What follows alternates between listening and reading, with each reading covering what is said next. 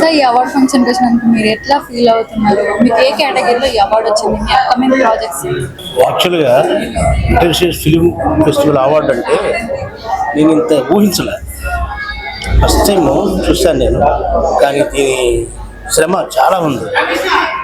Programme చేసిన వాడి శ్రమ చాలా ఉంది. వంశీకృష్ణ గారు కానీ, శ్రీనివాస్ గారు కానీ, మీడియా వాళ్ళు కానీ అందరూ కూడా చాలా కష్టపడ్డారు, చాలా గ్రేట్గా చేశారు. అయితే నేను డైరెక్షన్ చేసిన సినిమా కాశీనగర్ 1947. అది శివరాత్రికి వరల్డ్ మొత్తం రిలీజ్ అవుతుంది. ఈ సినిమాలో యాక్ట్ చేసిన కేవల్ నరసింహరావు గారు ఆలయ ధర్మకర్త యాక్ట్ చేశారు. మా ఫణీంద్ర ప్రసాద్ గారు కోడైరెక్టర్ చేశారు. అలాగే మా హీరో దిలీప్ రాథోడ్, తర్వాత ఇంకా శివ, వీళ్ళందరూ యాక్ట్ చేశారు. చాలా బాగా వచ్చింది ఆ సినిమా. యజ్ఞ సినిమా కూడా నేనే డైరెక్ట్ చేశాను. ముందు ముందు కూడా వీళ్ళు ఇట్లాంటి కార్యక్రమం చేయడంలో విజయం పొందుతారని, మా సహాయ సహకారాలు కూడా ఉంటాయని నేను చెప్తున్నాను. ఎందుకంటే నేను భానుమతి గారి శిష్యుడిని.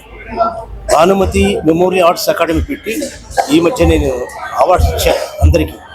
షార్ట్ ఫిల్మ్ వాళ్ళకి ఇచ్చాను, ఫిల్మ్ వాళ్ళకి ఇచ్చాను, సింగర్స్కి ఇచ్చాను, అందరికి ఇచ్చాను. ఈ కష్టం నాకు ఎంత శ్రమ ఉందో తెలుసు నాకు.